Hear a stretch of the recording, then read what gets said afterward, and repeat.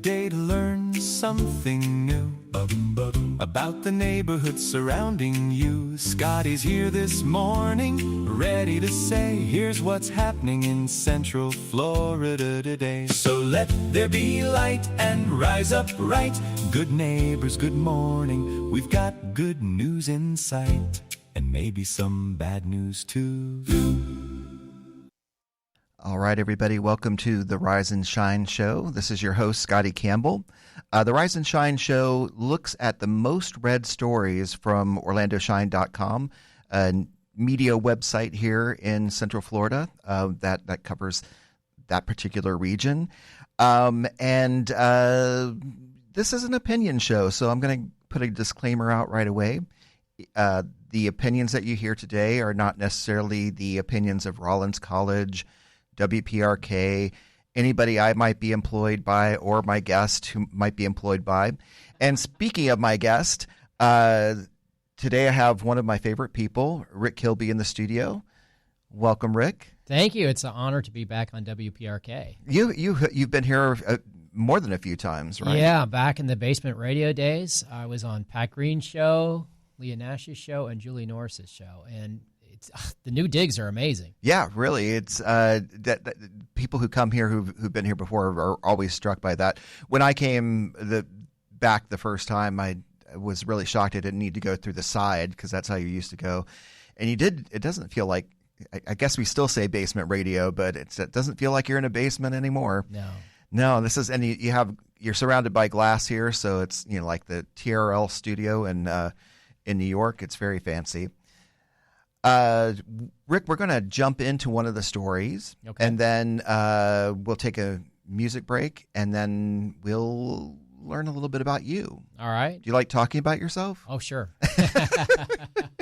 So our first story is a sad one. Has to do with a fire that happened in Lake Eola Heights. Were you aware of this house before? It sounds like it's this notorious house, and yet I had no clue. No clue about it. So the city of a big fire. You can actually go to OrlandoShine.com to see the fire department posted an Instagram of the fire. Pretty intense. It actually was threatening to catch another house on fire. But this particular house had apparently the city was in. Now, how did they word this? It's like $500,000 in fines. And they were starting legal proceedings to take the house, basically. Yeah. And apparently the owners of the house had been accused of short-term rentals, which I'm assuming means Airbnb and that sort of. And is that just not allowed in Lake Eola Heights, or? Well, they'd claimed it as a homestead exemption. Oh, gotcha. And you can't do that and then rent it out. And then the neighbors hated it because they were having these live performances, and I guess in the backyard or something. So the neighbors claimed it was a venue. Oh, gotcha. Well, and that's possible because I know people who do that in their backyard, but usually they make sure the neighborhood is in on it. And the homeowners are like, no, those are just family members. These are just friends and family. We just have a really big family. We're just very loving. That's exactly what they said. Did you watch the news report? Because they went through the house. No, and this was on Channel 9, the link right? is in the article. Yeah, Channel 6. And Channel 6. It looks like one of those houses they redid for HGTV because it has like secret bookshelves that go to other rooms and all this kind of stuff.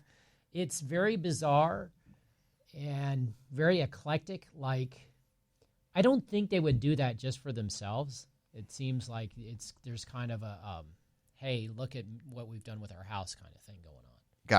Gotcha. So, yeah, so that does sound like a venue where you were expecting outside guests who may not be your friends or your family. So I don't have other than the fact that there is this lingering thing, and we do not say it in the article because, of course, it would be allegedly. But there is this sort of, it's kind of fishy that this fire happened.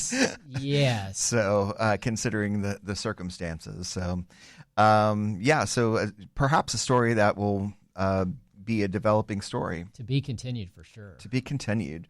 And, well, that's a quick article. Some of these articles will take us longer. Some of them will be very quick. There's a story about bacon coming up that I don't know that we're going to be able to say a whole lot about it. So we'll take a music break here, and when we come back, we're going to learn a bit more about Rick Kilby, and I'm going to tell you, knowing him personally, you're going to be fascinated by all the things that this guy has done in his life and all the stuff that he gets up to. So stay tuned. All right, welcome to back, I should say, to the Rise and Shine show. You were just listening to Alan Cumming, and that was a Miley Cyrus song that I like his version of it. That's from an album called Live at the Cafe Carlisle, and that was a 2016 album. He also took that show and brought it around, so I actually had the opportunity to see him at the Dr. Phillips Performing Arts Center.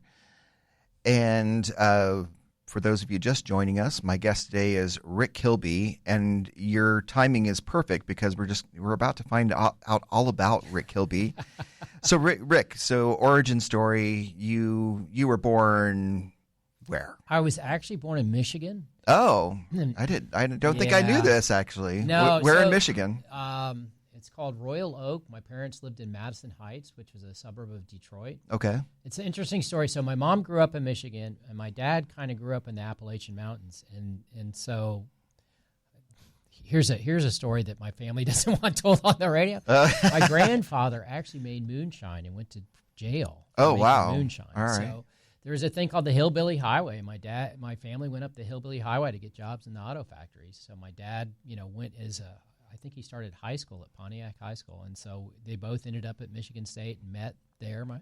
And so I was born there, but then my dad got a job in Gainesville, Florida when I was a year and a half old. So I've been in in Florida since 1966. So so born outside the state, but you're very much a Floridian. Your whole brand is Florida. My whole brand is Florida. Yeah, for sure. And so you grew up and you went to school in Gainesville too, yeah, right? I mean, honestly, I was thinking about how much I love Rollins as it's walking across campus. And it's like, I took the easy way out. I went to the school that was 2 miles from my parents' house where I could ride my bike home every day.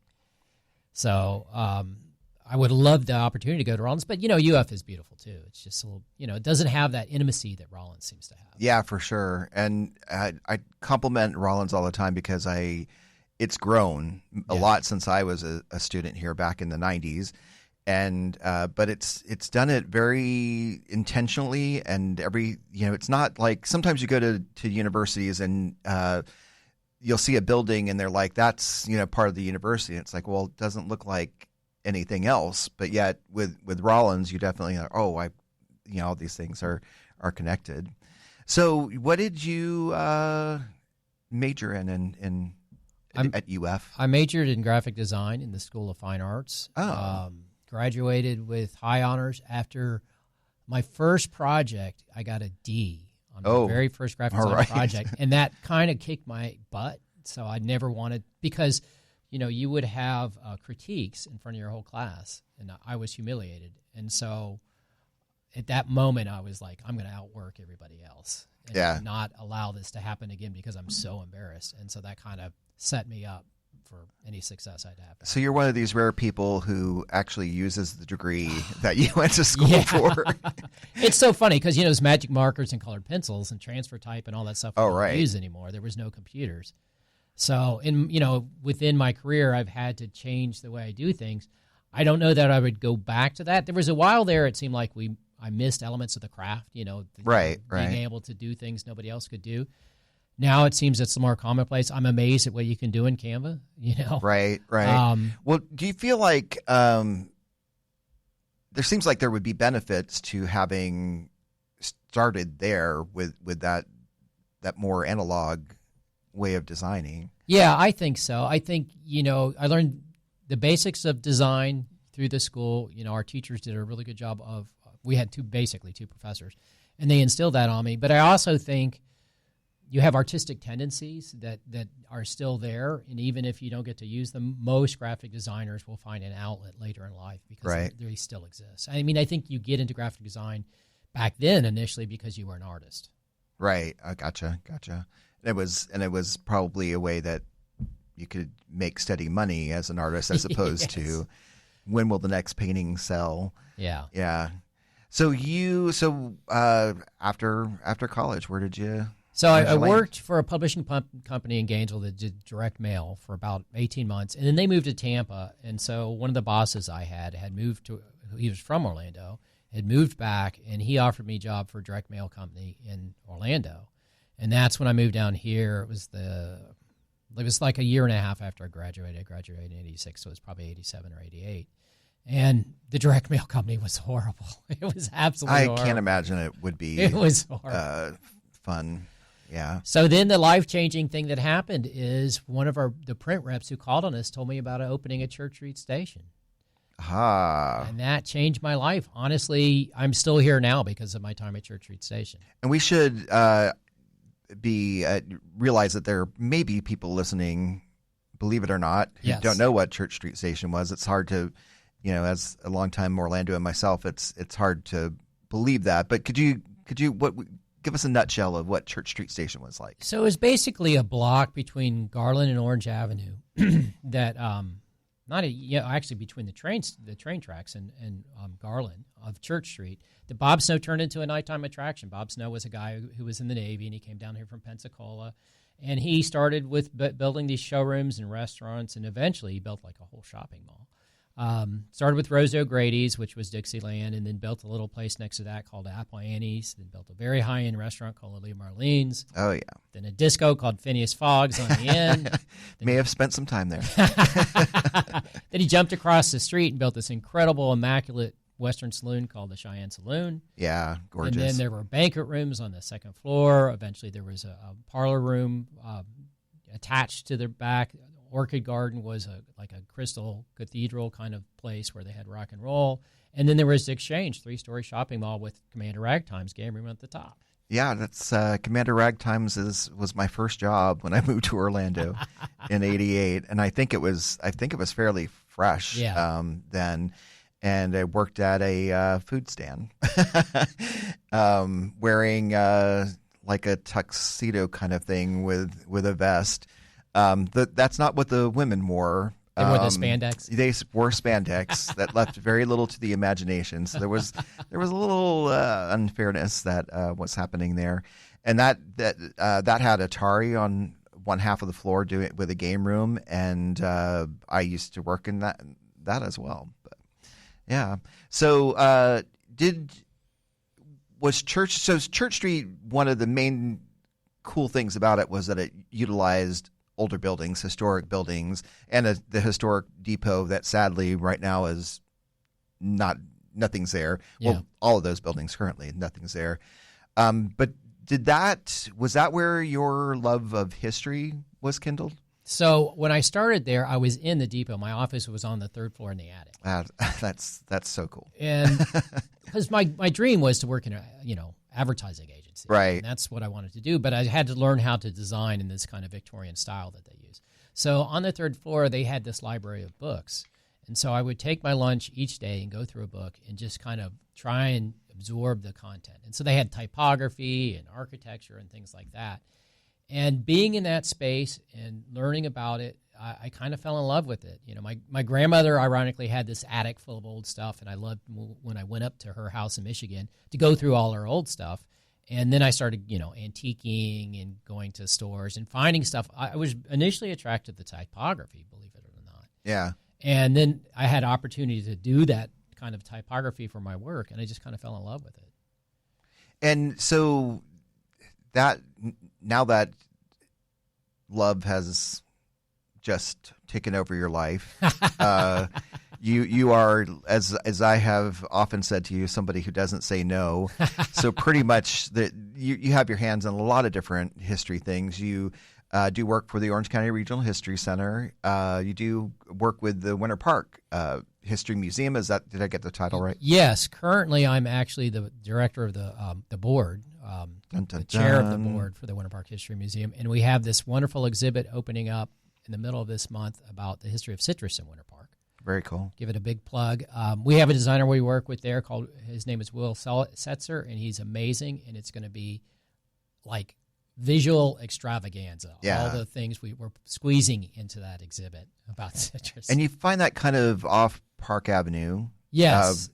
Where the farmer's market is. Exactly. Yeah. The end of the farmer's market. And that it's a very small space, so we have to be creative. We built these temporary walls that we can move around. They're on casters to create more wall space for the exhibit. So we get a lot in that little space. And then you also, back home in Gainesville, you're tied to the Matheson. Yeah, I started, I've spoken there because I'm also an author and do public speaking. So You're getting ahead of yourself. I didn't ask about books yet. Sorry. So I did maybe 3 talks there, and then I kind of suggested that their exhibits could use an upgrade because they tended to do 8.5 by 11 little things stuck to a wall, and so they're like, okay, put your money where your mouth is. And there you so go. I think I've done maybe 5 exhibits there, and I'm working on a new exhibit for them right now. That is, it's tough because the Matheson is based on a family who owned a home there that was built in the middle of the 19th century. But if you go back through their history, much of their wealth comes because of the institution of slavery. Ah, gotcha. And so they are taking a very hard look at that and how they acquired their wealth from one individual named Augustus Steele. And they trace his history, and he moved to Cedar Key. He owned an island off of Cedar Key, and, there were enslaved people, and they made money, and so they had this family wealth that was based on that. Wow. So you hinted at the books. Yes.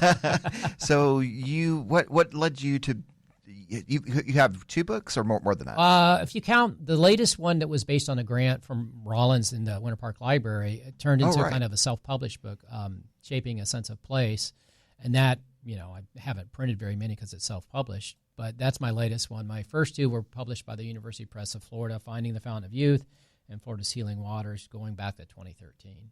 Wow. And so what led you to want to write books? So graphic designers tend to love kitsch. And I started to explore the kitsch, like tourist attractions, roadside tourist attractions and things that I've overlooked in Florida because growing up I was taught those just wanted to take your money. Mm-hmm. And I started to want to write more because I started to learn about these places and I thought they were incredible and nobody else was doing it at the time. So this was 2009, or doing it the way I wanted to do it. So I started a blog and started exploring the state of Florida. And then the first place I went to was the Fountain of Youth Attraction in St. Augustine. And I kept finding other places throughout the state that claimed to be the Fountain of Youth. And then I started finding what I call ponsibilia, which are kind of relics from another time where we weren't as woke, and it was Ponce de Leon was like this unpaid celebrity endorser for anything in Florida. And I started kind of collecting those. And so initially I actually pitched to the History Center to do an exhibit. Oh, wow. And at first they said yes, and then they said no. And I'm like, I have all this material. I've spent tons of money on eBay. I have to do something with it. So I wrote a book. There you go. Yeah, and it's interesting that you mentioned that because, of course, there was this weird time where we thought it was cool for these discoverers to come and find new lands. I remember being in elementary school and hearing about Ponce de Leon, and it was like, wow.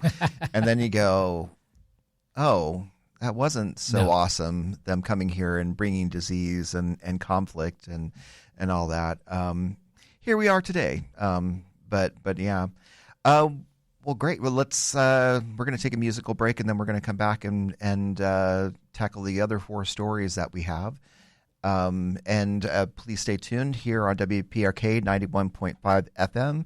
I'm Scottie Campbell, your host of the Rise and Shine Show, with my guest, Rick Kilby. Welcome back to the Rise and Shine Show. You are listening to Rufus Wainwright with 14th Street off his album Want One from 2003, way back in the day. So, Rick, our first story is kind of a hard one. We've got this weird mix of feel good and tough news. And the headline here is Rios resigns as Orange County Fire Chief following a $61,000 vehicle controversy. And so to kind of sum it up, he was presenting in front of the budget committee, and from what it appears to me, he misspoke. He was asked a direct question from Commissioner Uribe, who is also running for Orange County mayor, and she asked, "You got a new car, didn't you?" And it really sounds to me like he didn't quite connect the question, and so misspoke.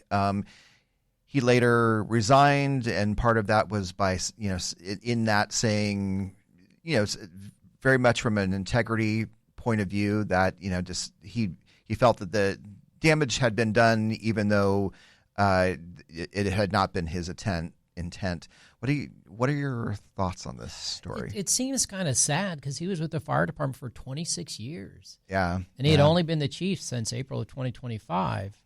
So I feel like there's more to this than that one episode. It does have that feeling. And Commissioner Uribe was very her comments were very political, but it's interesting because she herself has been in moments of controversy like this.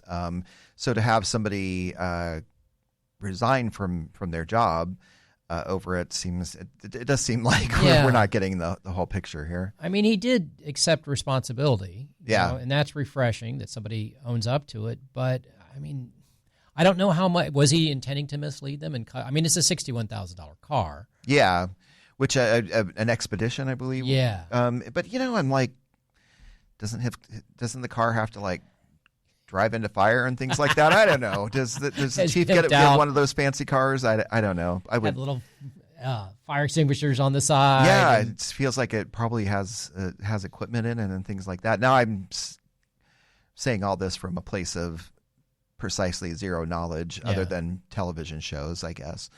But yeah, and interestingly, for different reasons, which have not been as clear, the Orlando City fire chief had also resigned in some sort of, as far as I remember, the controversy was not defined. It just seemed to be a very abrupt resignation. So again, a situation where so it could all make a great movie, the fire chiefs. I mean, maybe they're trying to cut salaries in anticipation of that property tax thing. I don't know. It just doesn't add up. Again, maybe there'll be more come out later. Maybe. And for those of you who haven't been reading up on this, if the property tax situation happens as some wish for it to happen, they have to figure out how to pay for the fire department, which probably means just a separate tax.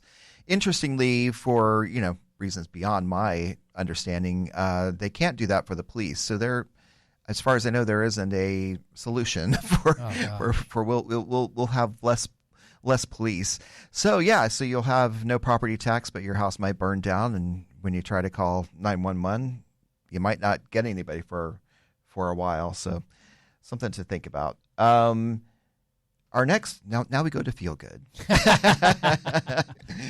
This is a great feature, and I will say, of the most read stories today, this one makes me the most happy that people are reading it. Brendan has had opportunities through Orlando Shine to do some traveling. This time it was to Roanoke, Virginia. He actually, it's kind of fun because he was invited by the folks there, from their visitors bureau. But he wasn't really completely sure what he was in for, what he was going to find there.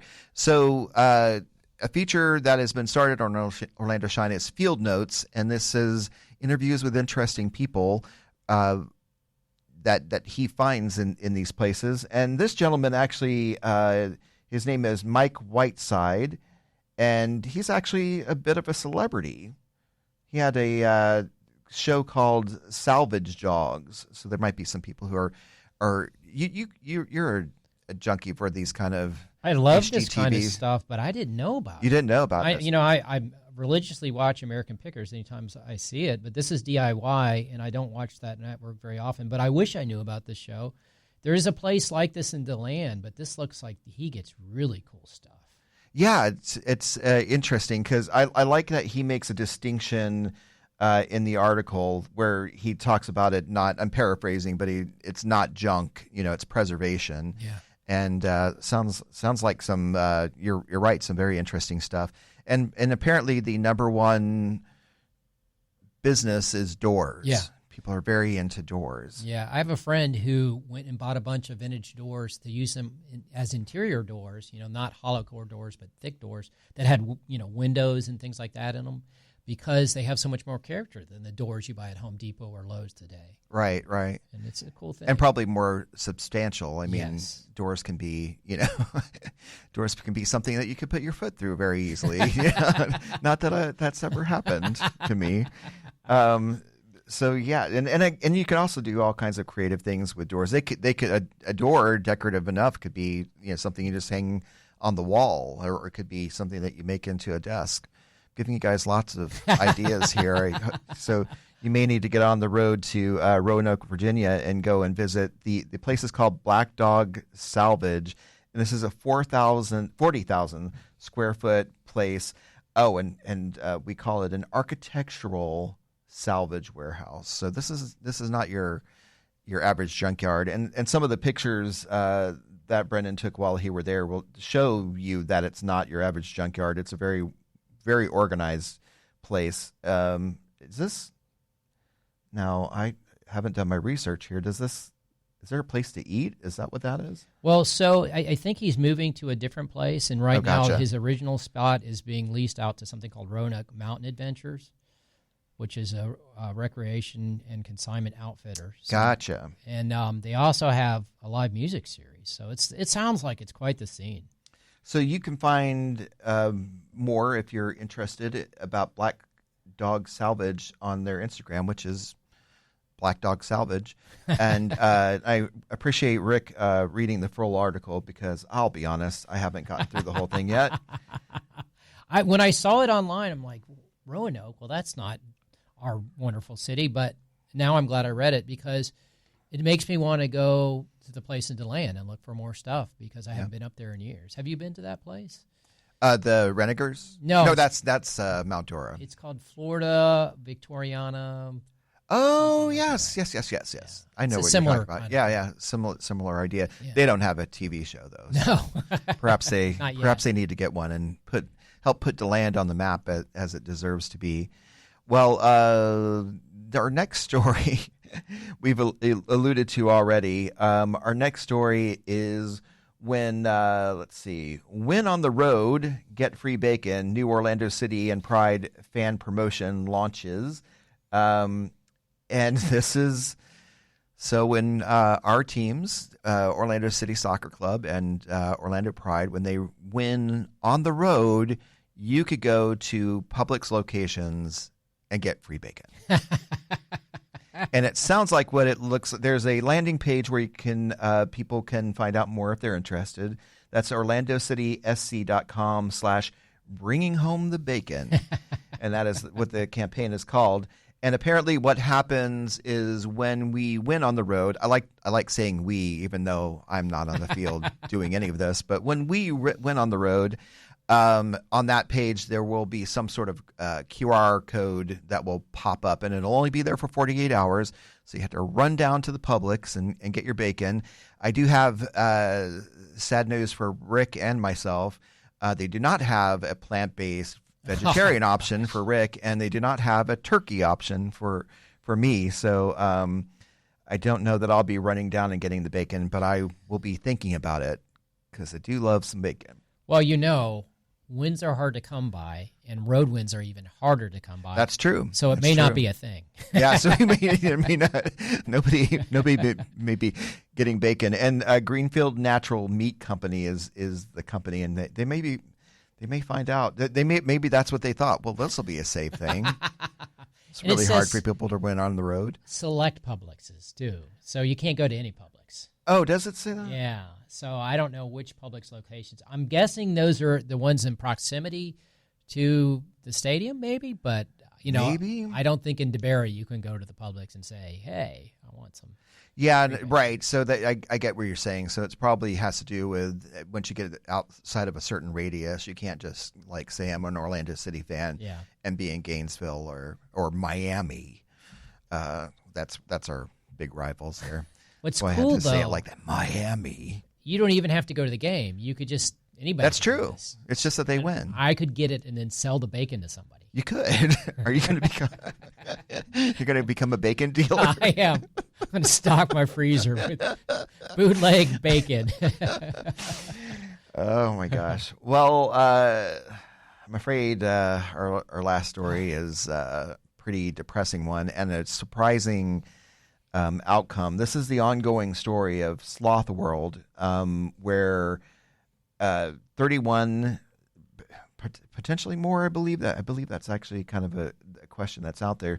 31 sloths died at this attraction that never opened on iDrive, and then some of those were moved to the Central Florida Zoo, and unfortunately there were 13 of them, and 10 of them are surviving, and that's still a good thing. But what this story is about is FWC, the Florida Fish and Wildlife Conservation Commission, has done an investigation and found out that there was nothing wrong. Despite calls for accountability, they are saying that there was no negligence, which seems pretty impossible, knowing all the details of the story. What do you think about this, Rick? I think something's fishy at FWC. Do you see the other story where they've been investigating environmentalists? Oh no, I haven't. Yeah, haven't seen this. A friend of mine, Chuck O'Neill, is a big advocate against the bear hunt. The black bear hunt. FWC has been following him, and they did records requests and found out that they requested his driving records and all these other things. And basically creating like a dossier against people who are trying to bring up things that might show the FWC in an unfavorable light. Uh-huh. And so there is fishy stuff going on at the FWC. We don't have a stellar environmental record in this state, and it seems like FWC is part of that. Ah, interesting. Do we suspect that political motivation is happening there? Well, and I wonder why. So there are separate investigations that have been opened by this. The Orange County Sheriff's Department has, and also the Attorney General, which, no offense to this gentleman, but it's weird for him to be doing something good with his time. That's true. So the Attorney General of the state. So I guess we'll see how those goes. But it's interesting knowing what we know about the FWC and the suspicions, and then then there's this potential that the Attorney General will be finding out more. Along the way, though, the FWC, I wanted to put a D in there. I don't know why. Had a speech impediment when I was a kid, folks. So give me a break. So along the way, policies have changed. But this does seem. It seems like there's more to it, and it's just heartbreaking. So it's funny because I remember I was on a walk a couple years ago, and I noticed there were Christmas inflatables with sloths as Santa, and it seemed like sloths had a moment. Right. Everywhere there's sloths, and I guess they're still having their moment. Hence the attraction. Right. Like why would there be a Sloth World? But they're so damn cute. It's funny. I have an aversion to sloths. I part of my childhood was in Panama, the Isthmus of Panama, and they were, so you'd see them everywhere, and they were just so gross because of how slowly they move. Things grow on them. Moss, bugs, that sort of thing. So and you'd have a close encounter because every once in a while they'd be in the road, and you want to try to get them off the road because They were known for they're all cartilage, so they can be run over, but they could take their claws and puncture tires. So it was like, so we would get that. Yeah, so I have when I see them, I have a different feeling Wow. about the cute little sloths. But saying all that, I would not want to see this travesty that happened at Sloth World. For me, the sloths are, live and let live. Do your slow thing. I admire the slow thing, by the way. That's a bumper sticker. Do your slow thing. I like it. T-shirts. So I agree. And it's funny because there is this. I go back and forth on the conservation efforts of animals and even using animals for entertainment. This past weekend I went to Animal Kingdom and was very taken with being able to have these close encounters with giraffes and all these animals, and then I found myself enjoying a bird show, and it wasn't until later that I was like, well, Scotty, that was animals being used for entertainment. They just seemed very happy with what they were doing. I don't know.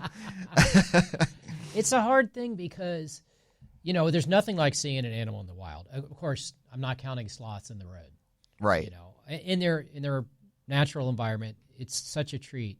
But you don't get to get close to them. You don't get to study them, and really take it in. And so in captivity is really the only place to do that. So I have mixed feelings too, where I don't think it's right in some respects.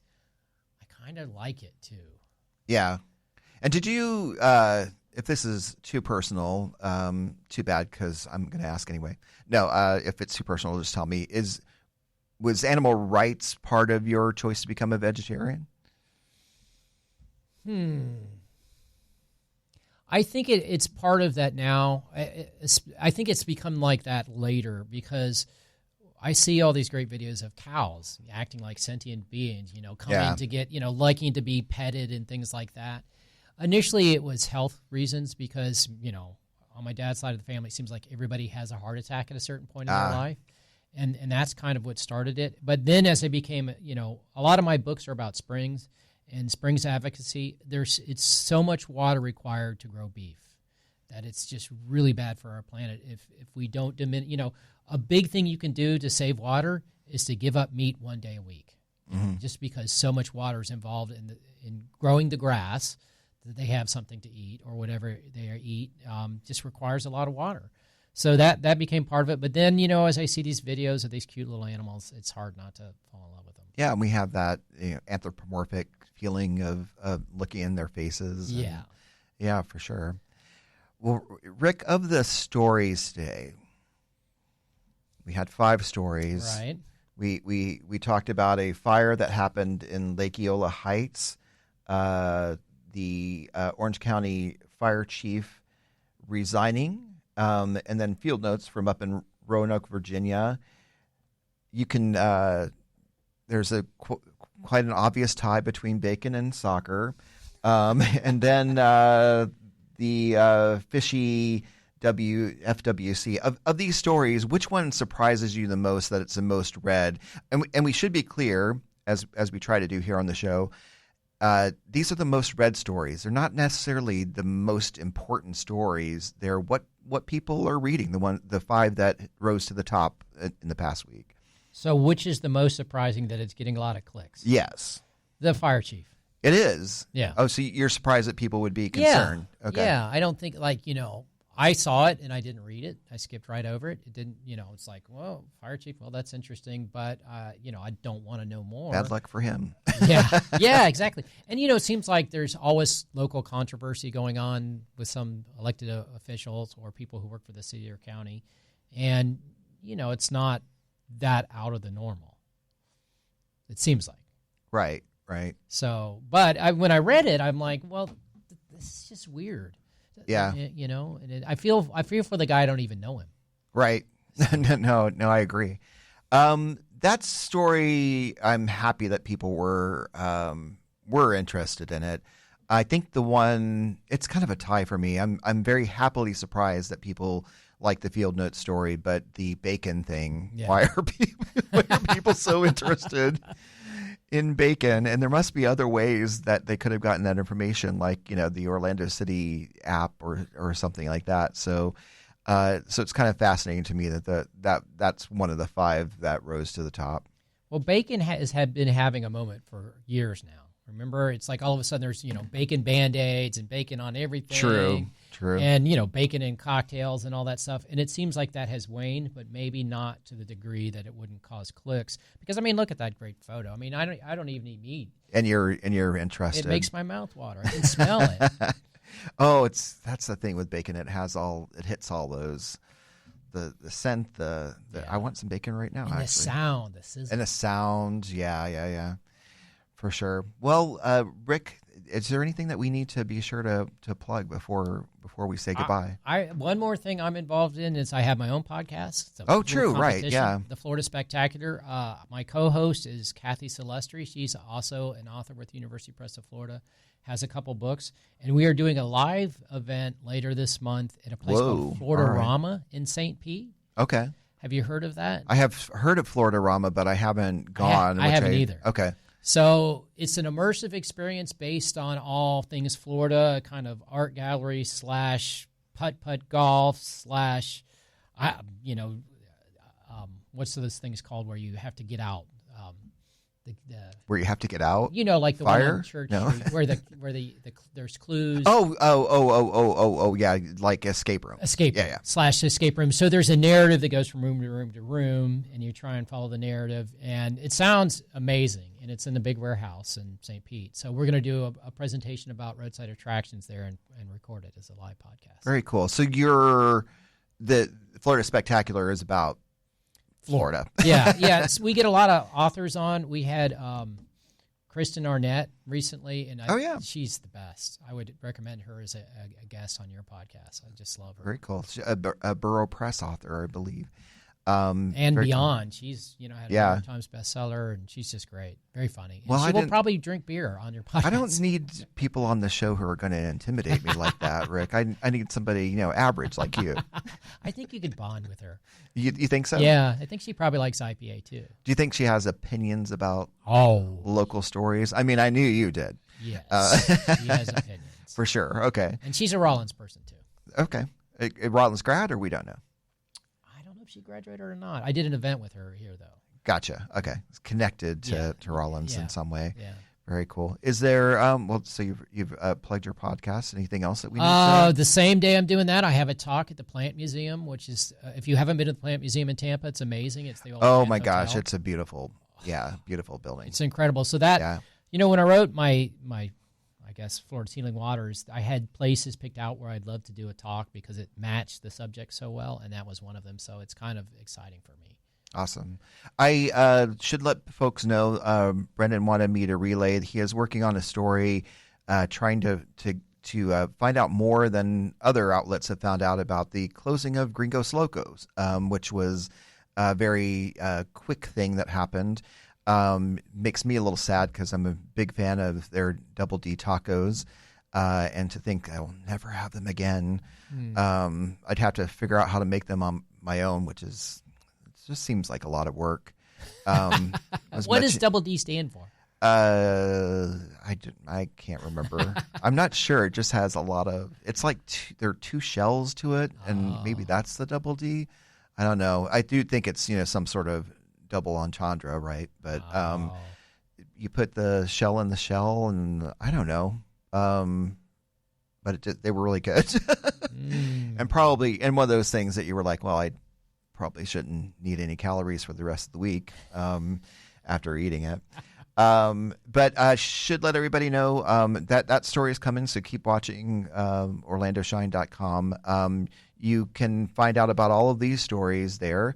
And there is an e-newsletter if you are so inclined to sign up for it. You'll find out about the 5 most read stories before the show, which happens here every Tuesday at 9 a.m. Our show is subsequently available on OrlandoShine.com in podcast form. So if you missed any of this, you'll be able to find it there. And Also, you can find Orlando Shine at all the social medias, and there we are, the Orlando Shine. And hope to see you all back here next Tuesday at 9 a.m. Rick, thanks so much for being my guest, and you did so at the last minute, so I also appreciate that. I believe it was yesterday that I asked you. It was. I was having a little juggling fun trying to get a guest, which happens because all of these interesting people who come on are they're busy people too. So until next week, this is the Rise and Shine Show, and we're signing off. Shine on.